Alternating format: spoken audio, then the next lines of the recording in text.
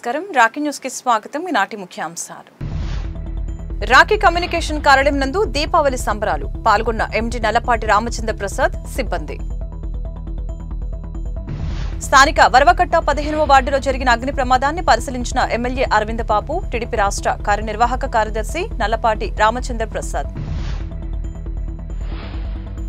నర్సరావుపేటలో Aarogyasri బకాయిలపై IMA ఆధ్వర్యంలో doctors నిరసన rally ఎఫ్రాన్ హత్య కేసులో కుటుంబీకులతో కలిసి ఎస్పీకి మెమరాండం అందజేసిన ఎమ్మెల్యే అరవింద బాబు పోలీసు అమరవీరులకు నివాళులర్పించిన ఎమ్మెల్యే పలువురు అధికారులు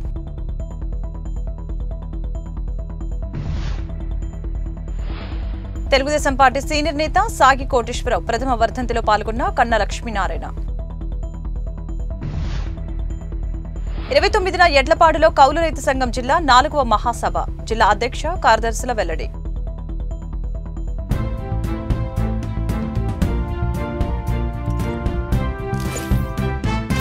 నర్సరావుపేట రాకీ కమ్యూనికేషన్స్ కార్యాలయం నందు దీపావళి వేడుకలు ఘనంగా నిర్వహించారు.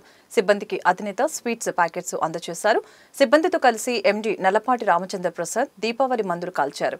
దీపావళి పండుగను సిబ్బందితో కలిసి చేసుకున్నందుకు ఎండి నల్లపాటి రామచంద్ర ప్రసాద్ కి సిబ్బంది ధన్యవాదాలు తెలిపారు.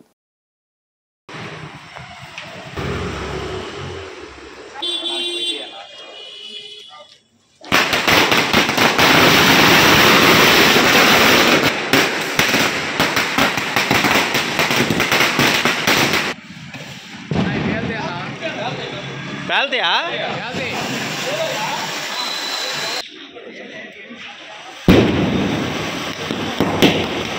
నర్సరావుపేటలోని 15వ వార్డు వరవకట్ట ప్రాంతంలో 3 షాపుల్లో అగ్ని ప్రమాదం జరిగింది.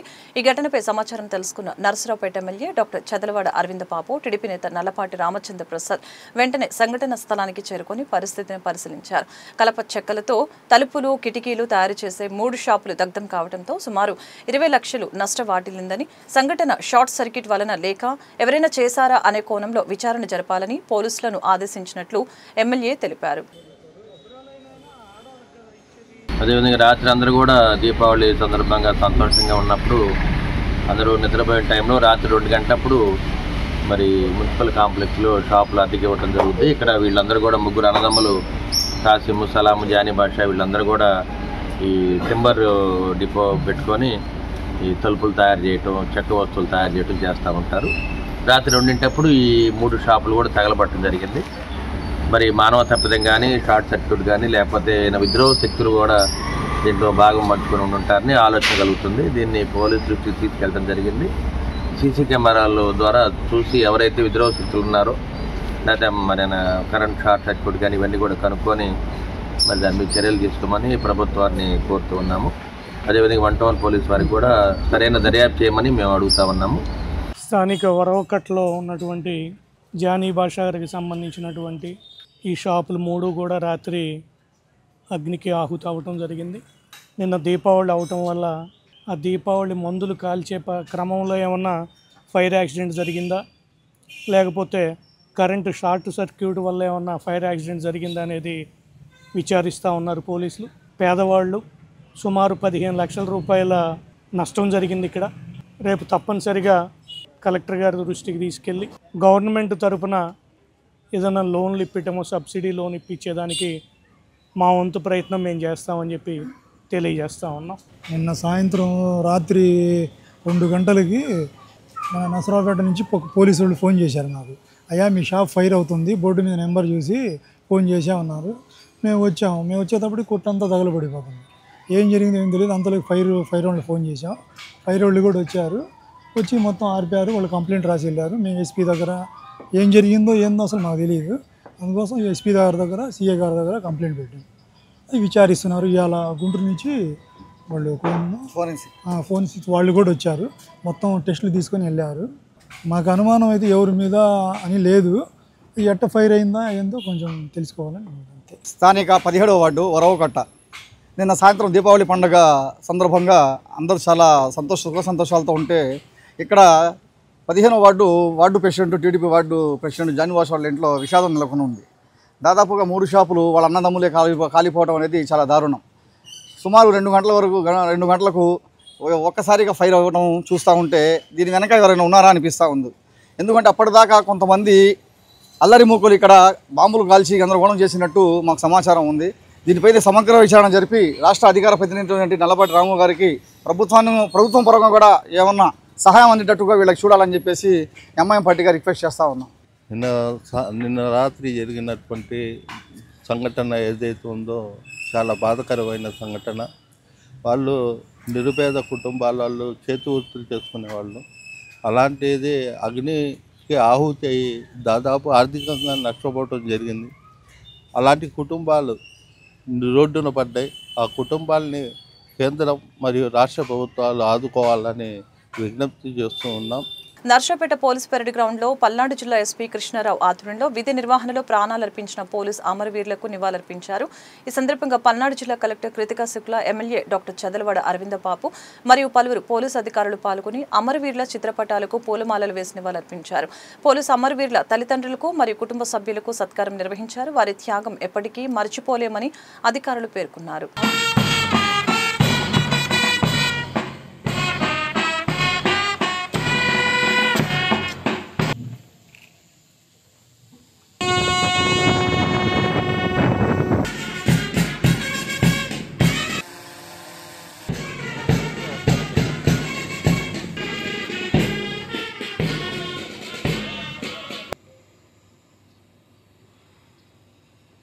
ల్యాండ్ మైన్లో చనిపోయారు. 10-12 బండ్లముట్టు పిఎస్. నెక్స్ట్ ఈ బ్రహ్మయ్య గారు త్యాగమూర్తులు అయిన సోదరులు, కుటుంబ సభ్యులకి, అలాగే ఇక్కడికి విచ్చేసిన ప్రాణ త్యాగం చేసిన పోలీస్ వీరులని గౌరవించే పవిత్రమైన రోజు. చైనా ముష్కరులు చేతిలో అసలు బాసిన సిఆర్పిఎఫ్ బలగాల త్యాగాలను గుర్తించుకుంటూ కేంద్ర ప్రభుత్వం జాతీయ పోలీస్ ప్రాణాలు కోల్పోయిన పోలీసుల త్యాగాలను స్మరించుకుంటూ ఈ రోజు ఈ కార్యక్రమం నిర్వహించుకుంటున్నాం. అసలు బాసిన పోలీసుల సిబ్బంది కుటుంబాలను అన్ని విధాలు ఆదుకుంటాం. ఇప్పుడే ఎస్పీ గారు ఈ రోజు సంబంధించి హిస్టారికల్ బ్యాక్గ్రౌండ్ మొత్తం చెప్పారు. బ్రీఫ్లో చెప్పాలంటే 21 అక్టోబర్ 1959 భారత్ సైన్యం లద్దాఖ్లోని హాట్ స్ప్రింగ్ అనే ప్రాంతంలో చైనా దురాక్రమణను కరమ్ సింగ్ డిఎస్పి నాయకత్వంలో సైనికులు సమర్థవంతంగా తిప్పికొట్టిన రోజు ఇది. దీంట్లో కరమ్ సింగ్తో పాటు 10 మంది పోలీసు వీరులు అమరయ్యారు. విధి నిర్వహణలో అసలు బాసిన పోలీస్ యోద్ధాల త్యాగాలను సమర్పించుకుంటూ అక్టోబర్ 21 తేదీని అమర్ వీరులు సంస్మరణ దినంగా జరుపుకుంటాం. ఒక చిన్న హిస్టారికల్ కంటెక్స్ట్ ఉన్నది విచ్ ఐ థాట్ మనం ఎవ్రీ ఇయర్ మనం తెలుసుకుంటూ ఉంటాం. But it is good to remember the sacrifices made by them. It was on the date of October 28, 1959. మనకి ఇంకా అప్పుడు చైనాతో సత్సంబంధాలు ఇంకా ఉన్నాయి. బట్ అప్పుడే చిన్న చిన్న స్కిర్మిషెస్ స్టార్ట్ అవుతూ ఉన్నాయి. లదాఖ్ సెక్టార్లో అక్సాయ్ చిన్ ఏరియాలో మనకి కొన్ని ఇన్కర్షన్స్ చైనా నుంచి వస్తున్నాయని చెప్పి ఒక ఫార్వర్డ్ పోస్ట్ పెట్టడం జరుగుతుంది హాట్ స్ప్రింగ్స్ దగ్గర. సో దాన్ని అక్కడున్న లోకల్ పోలీస్ అండ్ అలాగే సిఆర్పిఎఫ్ అక్కడికి డిప్లాయ్ చేయడం జరుగుతుంది. సో ఆ టైంలో 28 అక్టోబర్న ఒక 3 టీమ్స్ని రికనైసెన్స్ అంటే మనం ఎలా అయితే బీట్స్ పంపిస్తూ ఉంటామో ఏరియాని డామినేట్ చేసి ఏరియా ఎలా ఉందో తెలుసుకోవడం కోసం, అప్పుడు కూడా ఒక 3 టీమ్స్ని డిప్లాయ్ చేయడం జరుగుతుంది. ఒక 2 టీమ్స్ బై ఆఫ్టర్నూన్ వాళ్ళు మళ్ళీ రిటర్న్ వస్తారు. సో అక్కడున్న వెదర్ కూడా ఇట్స్ వెరీ కోల్డ్ ఉంటుంది. 15,000 to 16,000 feet హైట్లోని ఇట్స్ వెరీ ఆ టైంలో 1959లో మనకి ఇంకా అంత ఇన్ఫ్రా కూడా ఏర్పడలేదు. So sufficient resources were also not there. But still for the love of country and for the love of the duty అంత కష్టమైన వెదర్లో అంత అడ్వర్స్ కండిషన్స్లో కూడా మన తోటి పోలీస్ మెన్ అక్కడ ఉద్యోగం చేస్తూ ఉన్నారు. సో అలా ఒక 3 టీమ్స్ వెళ్ళిన తర్వాత ఒక 2 టీమ్స్ రిటర్న్ వస్తాయి. ఒక టీం ఈవినింగ్ అయినప్పటికీ కూడా ఇంకా రాకపోయేటప్పటికి మళ్ళీ వాళ్ళ కోసం మరొక టీంని పంపిస్తారు. ఆ వెళ్ళిన టీం కూడా నైట్ వచ్చినప్పటికీ ఈ 3rd టీం కోసం ఎక్కడ కూడా ఎటువంటి ఆచూకీ లేకపోయేటప్పటికి నెక్స్ట్ రోజు మళ్ళీ ఒక పెద్ద బృందం ఏర్పరిచి నెక్స్ట్ రోజు వన్స్ అగైన్ ఎక్కడైతే కొంచెం మనకి లైక్లీ ఛాన్సెస్ ఉన్నాయి ఆ ఏరియాలోకి టీం వెళ్తాయి. సో మనకి అక్కడ చుషూల్ సెక్టర్లో there will be sudden bombardment of firing. So ఆ ఫైరింగ్లో ఒక 10 పర్సన్స్ని మన 10 పోలీస్మెన్స్ని కోల్పోతాం. It was so devastating that మనం ఆ ఫైరింగ్లో ఎవరైతే ప్రాణం త్యాగం చేశారో వాళ్ళని షహీదులు కూడా వెనక్కి తీసుకునే పరిస్థితి కూడా లేదు మనకి. సో అది November 13th, అంటే ఇది October 21st ఈ ఇన్సిడెంట్ జరిగితే November 13th will be getting back వాళ్ళందరికీ కూడా మనం ఫ్యూనరల్ రైట్స్ అని కూడా November 13th మనం రిసీవ్ చేసి 14th కండక్ట్ చేస్తాం. సో ఆ రోజు జరిగిన సంఘటనని గుర్తు చేసుకుంటూ 21st October ప్రతి సంవత్సరం కూడా మనం ఈ సాక్రిఫైస్ ఏవైతే చేస్తూ ఉంటామో అని గుర్తు చేసుకుంటూ మనం కూడా మనం చేసే విధి నిర్వహణలో అదే విధమైన కమిట్మెంట్తో పనిచేయాలని స్ఫూర్తి తీసుకోవాలని ఆశిస్తున్నాను. భారతదేశం మొత్తం కూడా ఒక ఘనంగా నిర్వహిస్తున్న పోలీస్ శాఖకు, అదేవిధంగా మన ప్రధానమంత్రి నరేంద్ర మోడీ గారికి, నారా చంద్రబాబు నాయుడు గారికి, పవన్ కళ్యాణ్ గారికి ధన్యవాదాలు తెలియజేస్తూ, వాళ్ళ పల్నాడు జిల్లా కలెక్టర్ గారి ఆధ్వర్యంలో, అదేవిధంగా ఎస్పీ గారి ఆధ్వర్యంలో పోలీస్ అమరవీరుల స్మారక దినోత్సవాన్ని ఈ విధంగా చేయడం అనేది చాలా గొప్ప విశేషం.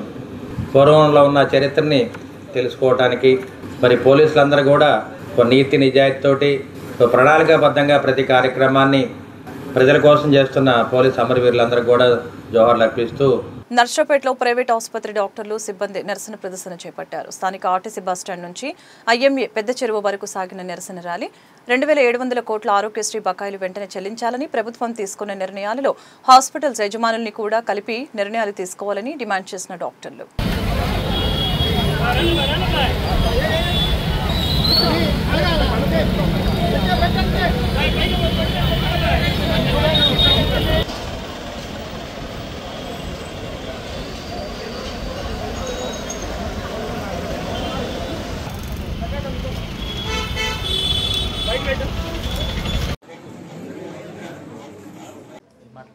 వినుకొండ రోడ్ నుంచి ఐఎంఏ హాల్ దాకా ర్యాలీగా రావడం జరిగింది మా స్టాఫ్, డాక్టర్స్ అందరితోటి. సో ఇక్కడికి విలేకరుల సమావేశం నిర్వహించి మాకు ప్రధానంగా మాకున్న ఇబ్బందులైనటువంటి డిలేడ్ పేమెంట్స్ ఇప్పటిదాకా సుమారుగా 2700 కోట్ల దాకా బకాయిలు పడ్డది గవర్నమెంట్ మా అన్ని హాస్పిటల్స్ కూడా. సో దీనివలన మేము నెలవారీ ఖర్చులు కూడా మీట్ అవ్వలేని పరిస్థితి వచ్చింది ఈ రోజున. మరియు ప్యాకేజీలు కూడా ఎప్పుడో 2007, 2009లో కొంత మార్జినల్గా పెంచారు, కానీ 2012-14 తర్వాత ఇంతవరకు కూడా ఎలాంటి హైక్ జరగలేదు. దాంతో మాకు అవుతున్న ఖర్చుల్ని మీట్ అవ్వలేక చాలా హాస్పిటల్స్ కూడా ఇబ్బంది పడుతూ ఉన్నాయి. చాలామంది హాస్పిటల్స్లో ఉన్న సిబ్బందిని కూడా తగ్గించేయడం జరిగింది. సో ఇవన్నీ కూడా గవర్నమెంట్ దృష్టికి తీసుకెళ్ళాలి. అదిగాక కొత్తగా జనరలైజ్డ్ ఇన్సూరెన్స్ పాలసీని యూనివర్సల్గా ప్రతి పౌరుడికి ఇన్వాల్వ్ చేస్తాము అని గవర్నమెంట్ ఈ మధ్య రీసెంట్గా చెప్పిన దాని మీద మా యొక్క ఆందోళన ఏంటంటే, కంపల్సరీగా మా యొక్క డాక్టర్లను కూడా అసోసియేషన్ తరఫున కొంతమందిని మీరు ఇన్వాల్వ్ చేసి మీరు ఏ విధంగా ప్యాకేజీలు ఏ విధంగా పెంచబోతున్నారు, ఏ విధంగా ఉండబోతుంది అనేది మాతో డిస్కషన్ చేసినట్టే హాస్పిటల్స్ అసోసియేషన్ తోటి మాకున్న కన్సర్న్స్ని కూడా మీతో చెప్పిన తర్వాత అవి సానుకూలంగా స్పందిస్తే గవర్నమెంట్ అది సక్సెస్ఫుల్గా రన్ చేయడానికి కూడా ఒక అవకాశం ఉంటుంది. సో ఈ 3 విషయాలు కూడా మీరు త్వరగా నిర్ణయం తీసుకొని సామరస్యంగా పరిష్కరించినట్లయితే మేము ఇలానే ఈ స్ట్రైక్ కంటిన్యూ చేయాల్సి వస్తుంది. ఇప్పటివరకు ఎలాంటి స్పందన లేదు. ఆ ఉద్దేశంతో మేము ఈరోజు ఈ ర్యాలీగా ఈ ప్రెస్ మీట్లు పెట్టి గవర్నమెంట్కి తెలియజేయాలనే ఉద్దేశంతో ఈరోజు నిర్వహించడం జరిగింది.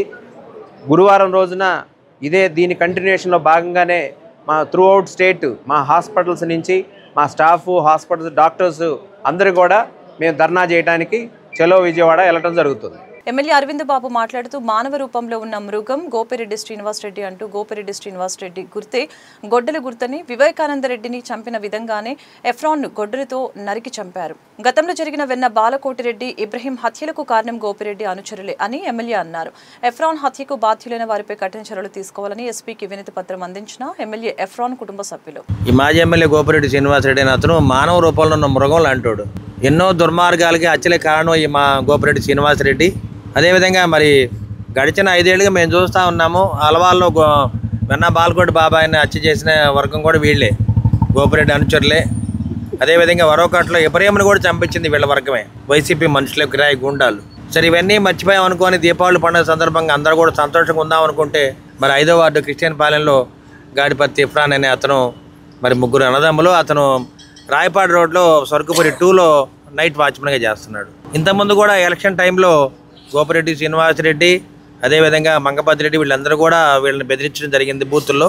అదేవిధంగా అక్కడున్న రౌడీ షీటరు వాడు ఖాదర్ ఒకడు, వాళ్ళ తమ్ముడి పిల్లలు వీళ్ళందరూ కూడా వీళ్ళ మీద దాడులు చేయటం, ఎలక్షన్ రోజు నుంచి కూడా వీళ్ళ మీద కక్ష కట్టి వీళ్ళని ఏదో విధంగా హతమారుద్దామని చెప్పి వాళ్ళు ప్రయత్నం చేస్తున్నారు. ఇవన్నీ కూడా పోలీసులు కూడా దృష్టికి తీసుకెళ్ళడం జరిగింది. మరి మన 17వ తేదీన రాత్రి నిద్రపోతుంటే అతను వచ్చి అత్యంత కిరాతంగా గొడ్డలతో నరికి చంపడం జరిగింది. వివేకానందుడి గారిని ఏ విధంగా గొడ్డలతో నరికి చంపారో అదేవిధంగా వాళ్ళ గుర్తే గొడవలి గుర్తు, గోపిరెడ్డి శ్రీనివాసరెడ్డి గుర్తు, గొడవలి గుర్తు. ఈ విధంగా ఎంతమందిని హతమారుస్తారు? పేద ప్రజలు ఈ విధంగా మరి కుటుంబం పెద్దపోతే మరి ఆయన భార్య, పిల్లలు, 3 పిల్లలు ఏ విధంగా బతకాలి ఒకసారి ఆలోచన చేయండి. కనీసం మానవత్వం లేకుండా మానవుడి రూపంలో ఉన్న మృగాన్ని నువ్వు, ప్రజల్లో తిరిగే హక్కు నీకు లేదు. అసలు ప్రజలు నీకు బుద్ధి చెప్పారు, అయినా సిగ్గు ఎగ్గు లేదు నీకు. ఆ కుటుంబం మీద సానుభూతి చూపించే పని లేదు. అసలు ఆ హత్య జరిగినప్పుడు, ఆ వ్యక్తి చనిపోయినప్పుడు పార్టీలకు సంబంధం లేకుండా ఆ కుటుంబాన్ని ఎలా ఆదుకోవాలి, ఏ విధంగా అండగా ఉండాలని మరి ఉమ్మడి కుటుంబం తరఫున మేము అందరం కూడా ప్రయత్నం చేస్తుంటే నువ్వు ఈ విధంగా చేష్టలు చేయడం అనేది దుర్మార్గపు ఆలోచన ఉన్న మానవ మృగం రూపంలో ఉన్న మృగానివి నువ్వు. నేను అరవింద్ బాబు అంటే ప్రజలు ఆదరించారు, గెలిపించారు. నాకేం కులం లేదు, మతం లేదు, రాజకీయాలు లేవు. ప్రజలందరూ కూడా నన్ను గెలిపించుకున్నారు. నేను ప్రజల్లో ఉంటున్నాను, కుటుంబాలకు అండగా ఉంటున్నాను. మరి రాత్రి చూసి అందరూ దీపావళి పండుగ సంతోషంగా చేసుకుంటే రాత్రి 2 వరవకట్లో మరి తెలుగుదేశం పార్టీ 3 షాపులను కూడా తగలబెట్టడం జరిగింది. మరి అది షార్ట్ సర్క్యూటా, మరి ఎవరన్నా దుర్మార్గులు వరవకట్లో ఈ విధంగా దాన్ని తగలబెట్టారా? వాళ్ళందరూ కూడా చెక్క పని చేసుకొని తలుపులో తయారు చేసుకుంటారు పాపం, పేద ముస్లిం మైనారిటీ వాళ్ళు. వీళ్ళేమో ఎస్సీస్, వీళ్ళ మీద ఈ విధంగా అత్యంత కిరాతకంగా దాడులు చేస్తే మరి ఇంకా నువ్వు సభ్య సమాజంలో నువ్వు తిరగొచ్చా లేదా? ఒక్కసారి మాజీ ఎమ్మెల్యే శ్రీనివాసరెడ్డిని సిగ్గు తెచ్చుకోమని చెప్తా ఉన్నాను. 17వ తారీఖున నరసరావుపేట నుంచి రాగిపాడు వెళ్లే రోడ్లో స్వర్గపూరి 2లో అత్యంత కిరాతకంగా వైసీపీ గోండాల చేతిలో చంపబడ్డ మా తమ్ముడు గడ్డిపర్తి ఎప్రాంకి సంబంధించి ఈరోజు గౌరవ శాసనసభ్యులు అరవింద్ బాబు గారితో కలిసి ఎస్పీ గారికి కంప్లైంట్ ఇవ్వడం జరిగింది. ఎవరైతే మాకు నమ్మకమైనటువంటి అనుమానితులు ఉన్నారో, జంగాల ఖాదర్, అతని కుటుంబం, వాళ్ళ తమ్ముడు కుటుంబం, ఇంకా కొంతమంది అనుమానితులు ఉన్నారో మాకు, వాళ్ళందరూ కూడా కలిసి మా తమ్ముడిని అత్యంత కిరాతంగా దారుణంగా నరికి చంపడం జరిగింది. దీనంతటికీ సపోర్టింగ్ ఎవరయ్యా అంటే గోపిరెడ్డి శ్రీనివాసరెడ్డి గారు. నిన్న కూడా మేము మనిషిని పోగొట్టుకొని ఎంతో బాధలో ఉంటే నిన్న కూడా అతని స్టేట్మెంట్ చూస్తే మాకు కన్నీ లాగలేదు. ఏమీ సంబంధం లేదు వాళ్ళకి, వాళ్ళ అమాయకులు అని చెప్పి ఆయన స్టేట్మెంట్లు ఇవ్వడం జరుగుతుంది. నకరికల్ మండలం చెల్లగుండ్ల గ్రామానికి చెందిన తెలుగుదేశం పార్టీ సీనియర్ నాయకుడు సాగి కోటేశ్వరరావు ప్రథమ వర్ధంతిలో కన్నా లక్ష్మీనారాయణ పాల్గొని వారి విగ్రహానికి పూలమాలలు వేసి నివాళులర్పించారు. గతంలో సాగి కోటేశ్వరరావు గ్రామ పంచాయతీ సర్పంచ్గా, మండల సొసైటీ అధ్యక్షునిగా, మండల ప్రెసిడెంట్గా తెలుగుదేశం పార్టీకి ఎన్నో సేవలు అందించారు. ఈ కార్యక్రమంలో సాగి శ్రీనివాసరావు, రాష్ట్ర కార్యనిర్వాహక కార్యదర్శి బాజీ చౌదరి, వివిధ హోదాలలో ఉన్న కూటమి నాయకులు, గ్రామ పెద్దలు తదితరులు పాల్గొన్నారు. కౌలు రైతుల సమస్యలపై నిరంతరం పోరాడుతున్న ఏపీ కౌలు రైతుల సంఘం జిల్లా 4వ మహాసభలు ఈ నెల 29న ఎడ్లపాడులో జరుగుతాయని, ఈ మహాసభలను జయప్రదం చేయాలని జిల్లా అధ్యక్ష ప్రధాన కార్యదర్శులు రామారావు, రాధాకృష్ణ పిలుపునిచ్చారు. వారు మాట్లాడుతూ కౌలు రైతులు ఎదుర్కొంటున్న సమస్యలపై జిల్లా మహాసభలు చర్చించడంతో పాటు నూతన కమిటీ ఎన్నిక నియమించి సమస్యల పరిష్కారానికి కార్యాచరణ రూపొందించి ప్రణాళికతో కౌలు రైతులను సంఘటితం చేసి కలిసి వచ్చే రైతు సంఘాలను ఏకం చేసి ఐక్య పోరాటాలు చేపడతామని అన్నారు. కౌలు రైతులు అధిక సంఖ్యలో పాల్గొని జయప్రదం చేయాలని కోరారు. వ్యవసాయ రంగంలో ఈ రోజున కౌలు రైతుల పాత్ర చాలా ముఖ్యమైనటువంటిది. 70% సాగు భూమి కౌలు రైతులే సాగు చేస్తున్నటువంటి పరిస్థితి. కానీ వారికి ఆ విధంగా ప్రయోజనాలు ప్రభుత్వం నుంచి రావటం లేదు. ప్రధానంగా వేసిన పంటని ఒకరైతే మరి యజమాని పేరుతోటి దాన్ని నమోదు చేయటం కూడా ఈరోజు ఎక్కువ శాతం జరుగుతూ ఉంది. కౌలు రైతులకి ఇవ్వాలన్నటువంటి జిల్లాలో 68,000 టార్గెట్ పెట్టుకున్నప్పటికి కూడా మరి ఖరీఫ్ సీజను ముగిసినప్పటికి కూడా ఆ టార్గెట్ పూర్తి కాలేదు. మరి కౌలు రైతులకి కార్డులు వచ్చినా రాకపోయినా కూడా మరి వారు చేసినటువంటి పంటని మరి ఈ క్రాప్ నమోదులో ఖచ్చితంగా కౌలు రైతుల పేర్లే వచ్చే విధంగా నమోదు చేయాలని కూడా ఈ సందర్భంగా మేము డిమాండ్ చేస్తూ ఉన్నాం. ఆంధ్రప్రదేశ్ కౌలు రైతు సంఘం పల్నాడు జిల్లా మహాసభలు ఈ నెల 29వ తేదీన ఎడ్లపాడులో జరుగుతూ ఉన్నాయి. ఈ మహాసభల్లో ప్రధానంగా కౌలు వ్యవసాయం చేస్తున్నటువంటి రైతులందరినీ కూడాను ప్రభుత్వం గుర్తిస్తామని, వారికి ప్రభుత్వ పథకాలన్నిటిని కూడాను అమలు చేస్తామని, బ్యాంకుల నుంచి వడ్డీ రాయితీతో కూడినటువంటి రుణాలు అందిస్తామని చెప్పారు. గత ప్రభుత్వం కౌలు రైతులను గుర్తించడంలో భూ యజమాని అంగీకారంతోనే కౌలు రైతులను గుర్తిస్తామని చట్టంలో పేర్కొనడం ద్వారా ఎక్కువ మంది కౌలు రైతులకు గుర్తింపు కార్డులు రాక ప్రభుత్వ పథకాలు అందక నష్టపోయారు. బొల్లాపల్లి మండల ప్రజల దాహార్తిని ఎండాకాలంలో తీర్చిన నీటి ట్యాంకర్ సరఫరాదారుల బిల్లులు వెంటనే ఇవ్వాలని ఆర్డబ్ల్యూఎస్ అధికారులు అర్జీ అందజేసిన గిరిజన సంఘ సభ్యులు. పల్నాడు జిల్లా గ్రామీణ నీటిపారుదల శాఖ అధికారులకు బొల్లాపల్లి మండల మంచినీళ్లు సప్లై చేసి ప్రజల దాహార్తి తీర్చిన వాళ్లు గిరిజన సంఘం రాష్ట్ర ఉపాధ్యక్షులు వి కోటనాయక్ ఆధ్వర్యంలో కలిసి మెమరాండం ఇవ్వడం జరిగింది. ట్యాంకర్లతో మంచినీటి సరఫరా చేసిన కాంట్రాక్టర్లకు వెంటనే బిల్లులు చెల్లించాలని డిమాండ్ చేశారు.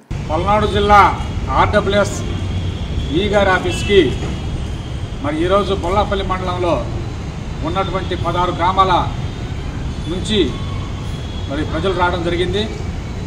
ఆ విషయం ఏంటంటే మరి ప్రతి సంవత్సరం ఫిబ్రవరి దాటిన తర్వాత మరి ఆ మండలానికి మంచినీటి ఎద్దడి చాలా తీవ్రంగా ఉంటుంది.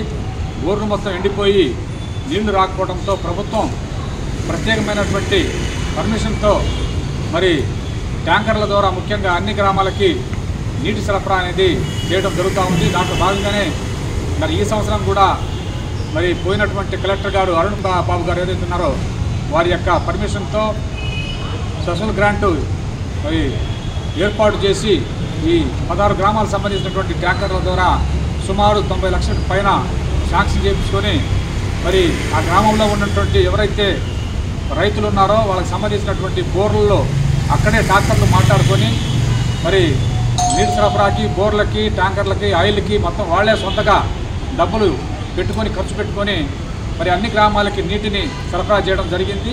వార్తలు ముగించే ముందు ముఖ్యాంశాలు మరొకసారి. రాఖీ కమ్యూనికేషన్ కార్యాలయం నందు దీపావళి సంబరాలు. పాల్గొన్న ఎండి నల్లపాటి రామచంద్ర ప్రసాద్ సిబ్బంది. స్థానిక వరవకట్ట 15వ వార్డులో జరిగిన అగ్ని ప్రమాదాన్ని పరిశీలించిన ఎమ్మెల్యే అరవింద్ బాబు, టీడీపీ రాష్ట్ర కార్యనిర్వాహక కార్యదర్శి నల్లపాటి రామచంద్ర ప్రసాద్. నర్సరావుపేటలో ఆరోగ్యశ్రీ బకాయిలపై ఐఎంఏ ఆధ్వర్యంలో డాక్టర్స్ నిరసన ర్యాలీ. ఎఫ్రాన్ హత్య కేసులో కుటుంబీకులతో కలిసి ఎస్పీకి మెమరాండం అందజేసిన ఎమ్మెల్యే అరవింద్ బాబు. పోలీసు అమరవీరులకు నివాళులర్పించిన ఎమ్మెల్యే, పలువురు అధికారులు.